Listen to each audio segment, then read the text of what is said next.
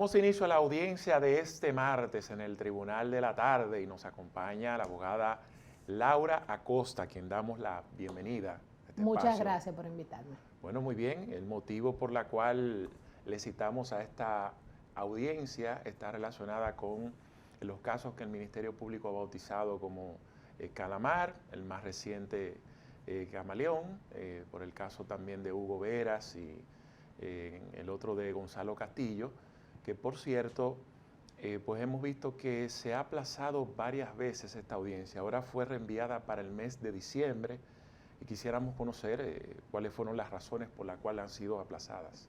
Bueno, en el caso de la audiencia, del caso donde está imputado Gonzalo Castillo, se aplazó ayer porque hay una, vamos a decir, una disputa entre querellantes, las supuestas víctimas, y el Ministerio Público.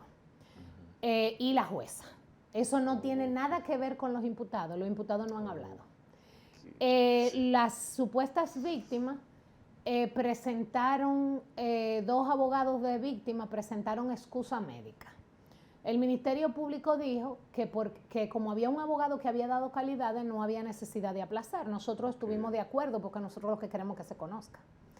Y entonces casi todos los imputados estuvimos de acuerdo con el Ministerio Público en eso. Pero ¿qué ocurre? Que habían otras circunstancias, además de esa. Primero la jueza dijo que no le podía violar el derecho de defensa a esas víctimas, de que el abogado que fue a dar calidad no conocía el expediente. Y los otros tenían una licencia médica que estaba abierta. Y en cuanto a los a otros asuntos que hay un problema, es que aparentemente 2 o 3 partes imputadas, querellantes, presentaron una acusación distinta a la del Ministerio Público, una acusación particular. Eso ocurre cuando las víctimas no están de acuerdo con lo que acusa el Ministerio Público. Y presentaron esas acusaciones particulares y el tribunal, aunque la presentaron hace tiempo, no había podido notificar, porque no hay capacidad en el centro de citaciones y la jueza nos pidió u ordenó que fuéramos en el día de hoy y el día de mañana al tribunal, a la secretaría, a hacernos notificar querellas y acusaciones que no habían notificado. Es decir, que tampoco estábamos listos para eso. Luego, cuando se iba a fijar la siguiente audiencia, por esos motivos, resultó ser que la magistrada se le dijo, bueno, pues si hay 2 o 3 acusaciones particulares, no sabemos cuántas son, porque yo todavía no he recibido la notificación, si hay 2 o 3 acusaciones particulares, entonces deben darnos el plazo para responderlas. Y probablemente por lo voluminoso sea un plazo ampliado. La magistrada dijo que eso no se podía determinar antes de que nosotros recibiéramos la acusación y ponderáramos si necesitábamos más tiempo. Y entonces ella fija una audiencia para el 9 de diciembre con la finalidad de que ese día lo que se va a discutir es si nosotros necesitamos más plazo o no. No es para empezar. Es decir, que no son ni siquiera discutir los elementos o no, la acusación de un juicio de fondo. No, es para determinar, como es apenas 2 semanas después, para determinar si las partes imputadas necesitan un plazo ampliado para responder esas acusaciones con sus pruebas. Es decir, que eso ya se extendería entonces al próximo año. Es muy probable, pero además tampoco eso se va a conocer en una audiencia. O sea que eso es normal en un caso que han metido a 40 y pico de imputados con un montón de pruebas, la gran mayoría irrelevante totalmente, pero que necesitan ser vistas por el tribunal. Decir, y ellos entienden... Una por una, es decir... Sí, claro que sí, ellos tienen que presentar su acusación completa y luego presentar las pruebas sobre las cuales reposa esa acusación para que nosotros discutamos la legalidad o la pertinencia de esa prueba o la utilidad para probar y la discutamos. Entonces eso tiene que ser una por una. Bueno, el Ministerio Público recién ha presentado la recuperación de bienes por un monto de 3.200 millones, la cual habla de propiedades, de vehículos, de dinero en efectivo, y buena parte de ella ha sido precisamente a figuras que estaban involucradas en este caso Calamar, entre ellos ahí se menciona el caso de José Ureña, de Mimilo, entre otros, lo que a su vez la mayoría de las personas lo interpretan, dicen, bueno, si alguien está devolviendo dinero, sobre todo ese caso Calamar, eso puede dar un indicio de que realmente hay culpabilidad, es decir, hay caso. Y quisiéramos desde tu punto de vista, entonces, ¿qué nos dice? Es decir, la implicación de que en este mismo expediente, pues algunos de esos ingenieros hayan devuelto parte de esos recursos. Eso se interpreta como que hay bueno, eso se interpreta que esas personas Ajá. son culpables de lo que a ellos se le imputó. Okay. Pero eso no significa que los demás imputados sean culpables de ningún hecho. Mira, lo primero es que a mí me parece poco esa suma. Poco. Muy poco, porque mira, un solo caso, el caso Bahía de las Águilas. ¿Tú sabes cuánta tierra recuperó el Estado Dominicano en un caso que empezó en el año 1997 y que culminó en el año 2014, con una sentencia ya definitiva en el 2019, que ya ha sido confirmada por el Tribunal Constitucional? O sea, eso lo recibió el Estado Dominicano en su totalidad con su título de propiedad, 364 millones de metros cuadrados. Calcula, porque yo soy muy mala en la matemática, 364 millones. Este gobierno inició teniendo ese título. Inició un proyecto en Pedernales que está muy bonito, y para hacer ese proyecto tasó los terrenos para poder hacer los diferentes proyectos, saber cuál es el valor de lo que tiene el Estado. Y en promedio, según yo leí en la prensa, porque no tengo idea, eran como 18 pesos el metro. Hay algunas que cuestan más porque están en playa y otras que están en monte y en Parque Nacional que vale menos. Pero si tú calculas la recuperación de $18 el metro cuadrado, 364 millones de metros, supera ¿cuántas veces lo que dicen que han recuperado en 4 años por caso de corrupción? Y es un solo caso de corrupción que este Ministerio Público no ha perseguido todavía, ni el anterior, penalmente a los responsables. No los persiguió, ni el gobierno anterior lo persiguió penalmente, ni este. O sea, eso fue solamente en el proceso inmobiliario. Pero recientemente, otro proceso que inició en el gobierno anterior y concluyó en primer grado en este gobierno, que es la recuperación de los terrenos de los Tres Brazos. Obtuvimos sentencia favorable. Y lo que se plantea es, por el valor que dice que tiene esos inmuebles, la DGI, hay 1.000 millones de pesos. Nada más en ese caso. Entonces, a mí me parece poco, 3.200 millones, además de que siempre el Ministerio Público ha recuperado dinero. En todos los decomisos, de todos los casos que ustedes ven que hay una condena por narcotráfico, por corrupción, por lo que sea, hay decomiso. Que ellos hayan calculado que son 3.200 millones, me parece maravilloso, que lo hayan calculado y que tengan ese dinero, pero tampoco en un solo casito se superó eso. ¿Cuántas veces? 10 veces o 5 veces, no sé, porque yo soy mala para la matemática y después me ponen en la boca un número y salgo yo de ridícula. Pero en realidad calcula eso. Entonces, lo penoso es que en todo este tiempo se haya recuperado dinero de personas que pudieron haber sido condenadas con sentencia definitiva, pero tuvieron su acuerdo, perfecto. Pero los grandes casos no tienen ninguno, ni siquiera una sentencia de primer grado. Entonces, ¿por qué? Porque han entrampado ese proceso en una telaraña construida por el propio Ministerio Público que lo que hace es cada vez enredarse más. Entonces, lo ideal hubiera sido que además de recuperar dinero de parte de gente que reconoció hechos punibles que estaban probados, que hubiesen obtenido 2 o 3 sentencias favorables, porque no hay un solo preso. Correcto, pero aún así ellos admitiendo, mire, sí, yo recibí recursos, estoy devolviendo una parte, e incluso uno alega que le dio incluso recursos de eso en campaña a Gonzalo Castillo. El hecho de, digamos, reconocer que recibió esos recursos y entregarlo no implica directamente a Gonzalo en este caso. No, porque hay que probar que de verdad lo que él dice lo pueden probar con pruebas, que no sea solo su palabra. Porque mira, si yo me robo 1.000 pesos aquí ahora mismo, ahí está mi cartera y alguien, pobre mijo, no estoy diciendo nada, pero ahí está mi cartera y tú coges 1.000 pesos de dentro de mi portamoneda. Yo veo que él se robó los 1,000 pesos y tengo la prueba y hay una cámara que lo demuestra que él sacó los 1,000 pesos. Sí.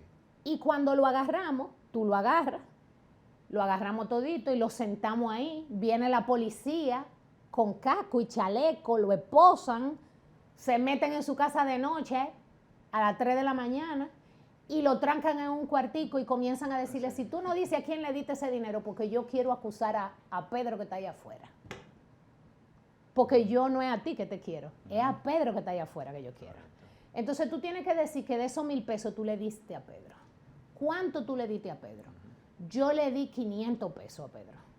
Pero vamos a suponer que tú le diste 10 pesos a Pedro, pero no porque Pedro supiera que tú me lo habías robado.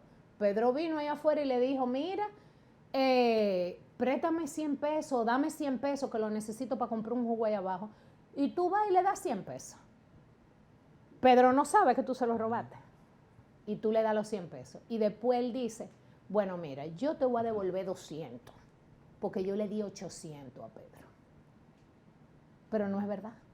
Tú le diste 100 a Pedro. Pedro no sabía que tú te habías robado ese dinero para darle esos 100 pesos. Y fueron 100 nada más que le diste. Pero tú te embolsillaste los 100 que le diste a Pedro para comprarse el jugo, los 200 que tú devolviste y los 800 y los 700 con lo que te quedaste. Y con esos 700 tú te vas a San-Tropez. ¿Tú ves? Entonces después dicen a Pedro es el ladrón que se robó los 800 pesos. Porque se robó 800 pesos. El pobre Pedro que lo que hizo fue irse a comprar un jugo ahí abajo, con 100 pesos que le prestó ese muchacho.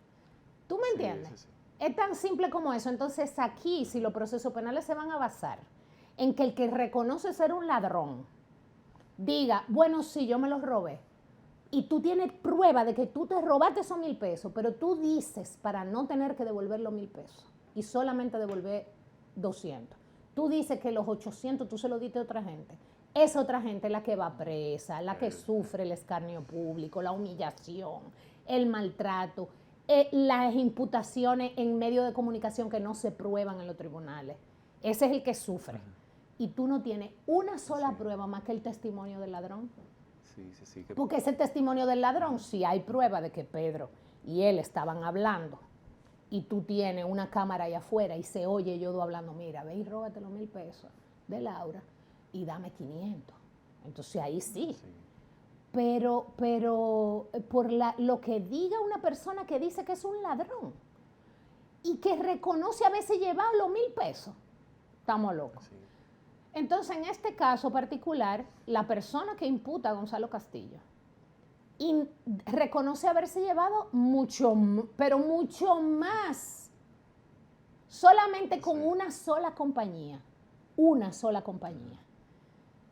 Reconoce el Ministerio Público en su medida de coerción y en su acusación, dice que con esa compañía, esos imputados que llegaron a acuerdo para devolver 1.200 millones de pesos, resulta que se llevaron 7.615 millones de pesos con esa sola compañía. Y esa sola compañía se llevan 7.615 millones de pesos y devuelven 1.200. Eso parece un negocio y lo redondo. otro se lo tiran otra. Sí. Es que es el negocio de la impunidad, el negocio de la delación. Entonces así no es, ¿no? Sí. Así no es. Que por cierto resaltábamos unas declaraciones del magistrado Subero Isa en la que él planteaba que pasarían años para conocerse una sentencia definitiva de estos casos en función ya de la cantidad de imputados que tiene el caso Calamar, lo voluminoso del expediente. ¿Qué expectativa tiene la sociedad de cuándo se estaría conociendo una sentencia definitiva de este caso? Años, sí. Y puede incluso extinguirse en el camino. Porque mira, por ejemplo, este caso inició muchísimo antes de la medida de coerción, esa investigación. Y hay prueba de que la investigación inició antes. Pero usted fue que se puso su camisa de fuerza cuando usted decidió ir a agarrar presa a gente. Porque resulta que si el Ministerio Público no hubiera agarrado a nadie preso, no tiene camisa de fuerza y no se le extingue el proceso.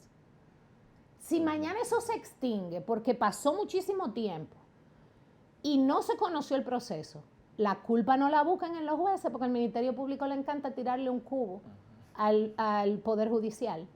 Pero si usted pide medida de coerción a sabienda de que esa persona no tiene peligro de fuga, porque están sueltos todito y van a su audiencia. Ahí estaban ayer todos en el patio. Sentaditos y llegaron por su propio pie. Entonces usted sabe que no hay peligro de fuga, usted le pone la medida de coerción. Y resulta que a partir de ahí usted tiene un plazo. Pero antes de eso le puso alerta migratoria, que se discutirá cuál es la consecuencia de esa alerta migratoria, que ya lo ha dicho el Tribunal Constitucional. Entonces, ¿qué va a pasar? Un proceso en el que apenas la audiencia preliminar depositado una acusación supuestamente en abril, porque eso no se depositó en abril, pero supuestamente en abril, depositada. Estamos casi en diciembre y ahora el 9 de diciembre es que vamos a hablar de los plazos para responder la acusación particular. O sea que el año que viene vamos a cumplir un año probablemente y ahí es que se va a empezar a leer la acusación. Entonces, después de la acusación hay que ponderar toda esa prueba, que ellos dicen que tienen miles de pruebas, pero esas miles de pruebas son una telaraña que ellos mismos tejieron. Y después se quejan ante los jueces y ante los imputados que pidan plazo. O sea, tú haces tu telaraña, te enredas en ella y después el culpable soy yo de eso. Y entonces, después de esa audiencia preliminar, que va a durar, porque cada de los 43 imputados, cada uno tiene que presentar sus defensas. Cada uno. Y el Ministerio Público también dura sus horas y horas. Y después hay que replicarla y contrarreplicarla y los imputados hablar cada uno. Después de eso no es la primera fase, la audiencia preliminar. Después viene el juicio de fondo, si es que llegan a juicio de fondo. Yo supongo que yo no llegaré para allá. A mí me van a sacar antes. Pero, si alguien se queda en el camino, si alguien queda, entonces viene el juicio de fondo. En el juicio de fondo, no solamente hay que ponderar la acusación y presentarla, sino que hay que producir cada prueba. ¿Qué es producir cada prueba? Presentarla. Y ellos tienen un montón de testimonios, pues le encantan los testimonios, que no prueban nada, pero están ahí. Y hay que oírlos. Pues ellos dicen que van a probar algo con eso. Y solamente poder hacer que cada testigo vaya, que se escuche. A veces dura un testigo un día entero. Lo hemos visto en otros juicios. Pero ¿hace cuánto empezó Antipulpo, que fue el primero? ¿Y en qué está eso? Ahí están en el juicio de fondo oyendo pruebas. Todavía están oyendo testigos. No han empezado con la prueba documental, ni los incidentes, ni las defensas. Solamente se está viendo la prueba del Ministerio Público. ¿Tú sabes lo que es eso? ¿Y tiene cuánto tiempo? Empezó en diciembre del 2020. Medusa, ahora es que va a empezar. No ha empezado el juicio de fondo. ¿Cuánto tiempo tiene? Tiene unos cuantos Casi años. 4 años. Casi 4 años van a cumplir. Coral está en juicio de fondo. Están oyendo pruebas todavía. ¿Cuánto tiempo tiene? Casi 4 años. Entonces, ¿qué tú? Y todavía no hay sentencia. Y después de eso pueden apelar. O el Ministerio Público o los imputados. El que resulte perdidoso va a apelar. Y después la Suprema. Y después de eso van al Constitucional, aunque eso no suspende la decisión de la Suprema, pero van al Constitucional. Entonces. Bueno, caramba. Laura, las motivaciones que siguen llamando la atención que hicieron al tribunal variar la medida de coerción de 18 meses a Hugo Veras, a Jochi Gómez y los demás imputados, tomando en cuenta que en los casos anteriores vinculados a casos de corrupción, extrañamente decir, se variara así como tan pronto, a los 3 meses o menos. ¿Cuáles fueron las motivaciones? Al mes. Al mes, sí, correcto. Bien, lo primero es que nunca debió dictarse medida de coerción. Nunca debió arrestarse a Hugo Veras. Nunca. Porque eso no procedía. Hugo Veras no tiene peligro de fuga. Los que trabajan en RCC Media lo ven todos los días en su programa. Saben dónde está, los hijos están en la escuela, que todo el mundo sabe dónde está. Su vida de hace más de 20 años en la República Dominicana, su vida profesional, digo. No tiene intereses fuera del país. Es aquí nada más. Entonces, usted sabe perfectamente que no hay peligro de fuga. Usted sabe que ya él no es funcionario, por lo tanto no puede distraer pruebas. Ni tiene medio para eso. Entonces, a pesar de eso, la jueza de primer grado otorgó la prisión preventiva sustentado en que como él había sido funcionario en el pasado, entonces ahora él podía distraer pruebas. Diga usted cómo él puede entrar al Intran ahora a robarse una prueba, pero además Ya esa prueba fue hecho en un informe de la auditoría de la Cámara de la Contraloría General de la República. Y el Ministerio Público la tiene porque la depositó. Claro. Entonces, ¿qué prueba es que él va a distraer? ¿Qué testigo que él va a amedrentar? Ahí no había testigo que él pudiera amedrentar. Pero es sintomático que el Ministerio Público, en 304 páginas que tiene su solicitud de medida de coerción, ¿tú sabes cuánto espacio dedicó a decir que había peligro de fuga? 2 párrafos. En la página 302 y 303. 2 párrafos. El primero dice que ellos tienen información fidedigna, sin prueba que lo sustente, su palabra, de que estaban distrayendo bienes inmuebles. En el caso de Hugo Vera eso es totalmente falso porque todos sus títulos de propiedad los tiene el Ministerio Público, que son inmuebles comprados hace siglos cuando él no era funcionario. Eso es lo que dice primero. Y no menciona a Hugo, menciona a otras personas y empresas. Luego, el segundo párrafo dice que como son personas que tienen medio económico y pueden comprar un pasaje para irse del país, entonces la única medida es la prisión preventiva. En audiencia, el Ministerio Público fue más allá. Al verse que no lo había sustentado, dijo que como a Jochi Gómez en su vehículo o en su vivienda, en los allanamientos que le hicieron, habían encontrado una documentación supuestamente peligrosa y que indicaba que había infiltrado, y como se trata de una red criminal, lo que le hayan encontrado a Jochi Gómez le aplica a todos.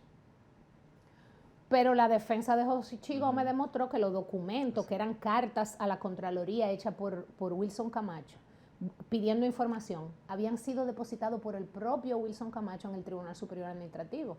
Por lo tanto, era lógico que Jochi Gómez tuviera ese documento. Wilson Camacho se defendió diciendo que Jochi Gómez era una persona y que Transcorp Latam era otra. Y que no por eso Jochi Gómez tenía que tener esos documentos. Pero si él es el beneficiario final de esa empresa, es lógico que lo tenga.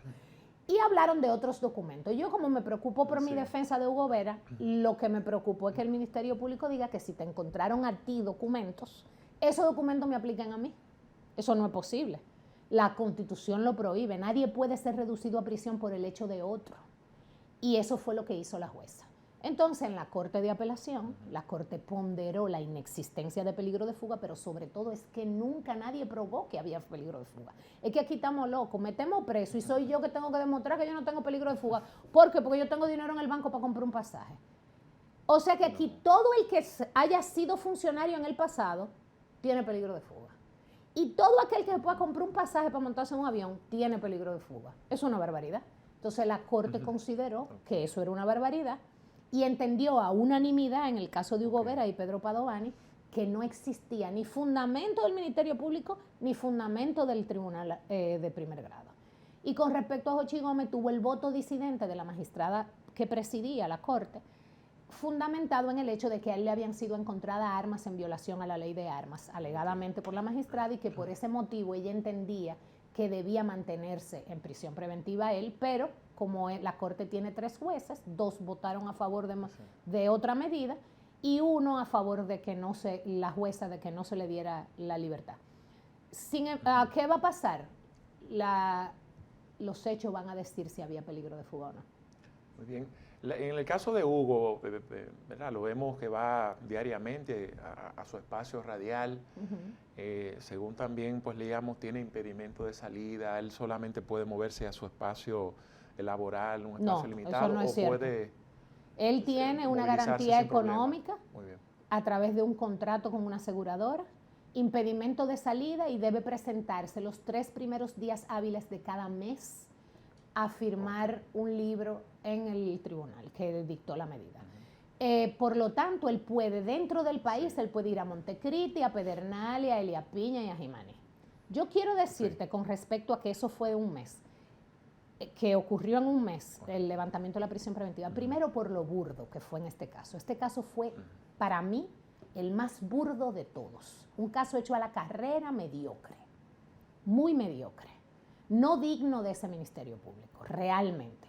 Porque aunque uno no esté de acuerdo con ello, uno no espera tanta mediocridad en un documento y en un caso al inicio. Esperemos que mejoren, como dijo Miriam Germán una vez del caso de Brecht, esperemos que mejoren cuando vayan a presentar su acusación, porque ese tipo de mediocridad hasta es difícil contestarlo.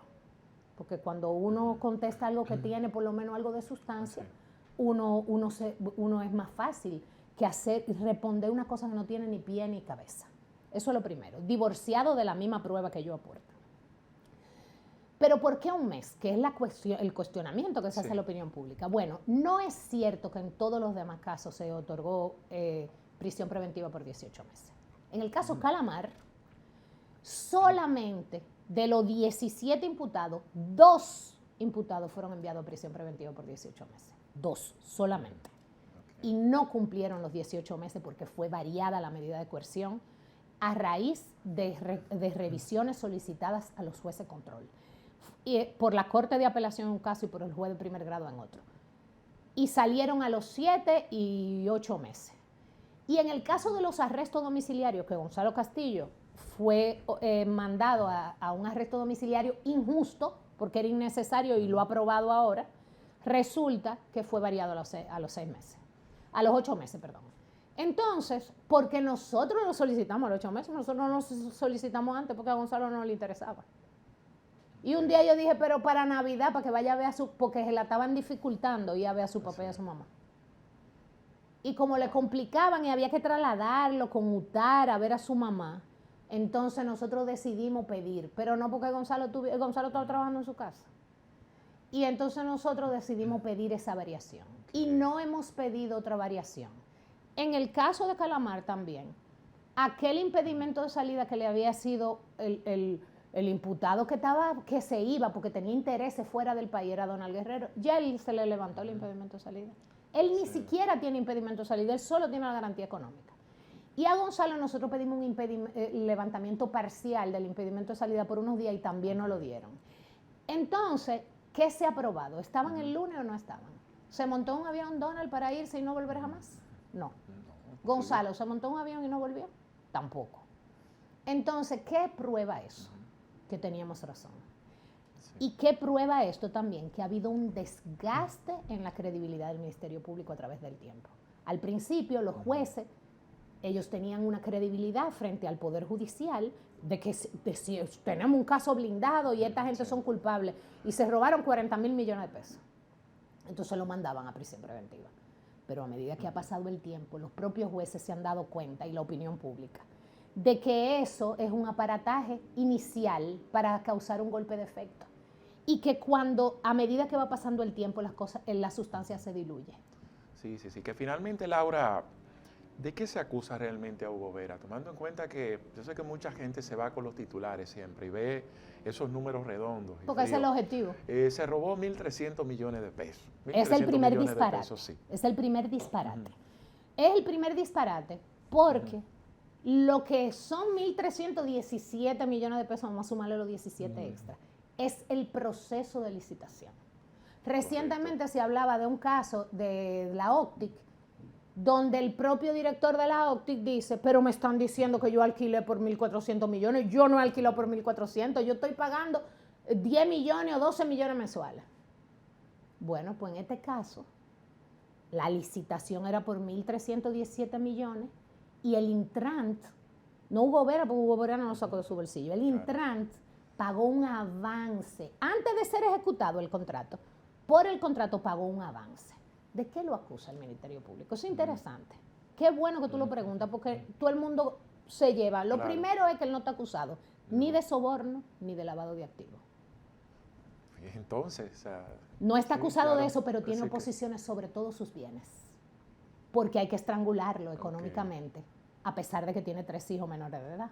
Y es el proveedor en su casa. Sí. Porque hay que ponérsela difícil. Es decir, también en pocas palabras no puede usar una tarjeta de crédito, no tiene acceso a... Sí. Mira, yo creo que eso lo hacen como creyéndose que habemos abogados que no vamos a defender a una gente porque no nos paguen honorarios. Entonces yo voy a aprovechar este espacio para decir que yo voy a defender a Hugo Veras hasta que culmine este proceso. Le pueden poner oposición durante 10 años. Yo duré, ¿cuántos años defendiendo a las Águilas sin un chele? Porque creía en el caso, ¿verdad? Correcto. Pues igual, el mismo criterio que yo tuve para defender al Estado Dominicano en ese caso, es el mismo criterio que tengo para defender a Hugo Vera. Y no importa que me paguen hoy, mañana, pasado, traspasado. Eso es lo primero. Lo segundo es, esa no es la gasolina que me motoriza. ni a mí ni a mi equipo entero. La segunda cosa es que además de que él no está acusado de soborno ni de lavado de activos, ¿de qué es lo que está acusado? En el título, porque no lo sustancian, como te dije, es un trabajo un poco mediocre, no dice por qué ese tipo penal existe en ese caso. Lo acusan de asociación de malhechores, que se asoció con los privados, o sea, con los que no eran funcionarios. De coalición de funcionarios con los empleados que trabajaban en el Intran. De desfalco contra el Estado dominicano. Y de estafa y de falsedad. Ahora bien, ¿qué dice la solicitud de medida de coerción? Pues eso no es una acusación, es una solicitud de medida. Ellos la pueden cambiar y encontrar muchísimas pruebas y trancármelo para siempre. Bien, pero hay que probarlo para eso. ¿Qué dicen en la sustancia? Que Hugo Vera inició un proceso de licitación a sabiendas de que no existían fondos en el presupuesto de la institución y que eso viola ¿qué ley? La ley 8611 sobre fondo público. Esa ley, el artículo 5 de esa ley, sanciona administrativamente con la destitución del cargo al funcionario que haga eso. Eso es lo primero. Si lo hizo, lo sanciona. Y lo segundo es que eso no es verdad. En el que no había presupuesto en la institución, lo dije en audiencia, pero que el Poder Ejecutivo, no cualquier personaje del Poder Ejecutivo, el presidente de la República había emitido una instrucción presidencial para transferir los fondos del IDAC al Intran. Entonces, cuando Hugo Veras abrió la licitación y convocó, ya tenía una carta del ministro de la Presidencia diciendo ya fue autorizado por el presidente de la República el traspaso de esos fondos. Y luego el presidente de la República, firmado con su puño y letra, transfirió los fondos. Entonces, ese punto no es cierto. Sí, muy bien.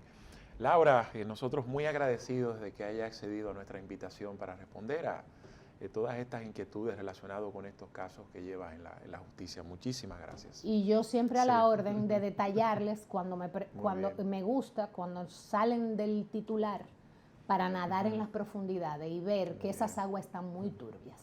Bueno, así es. Muchísimas gracias y a ustedes por la amabilidad de su sintonía.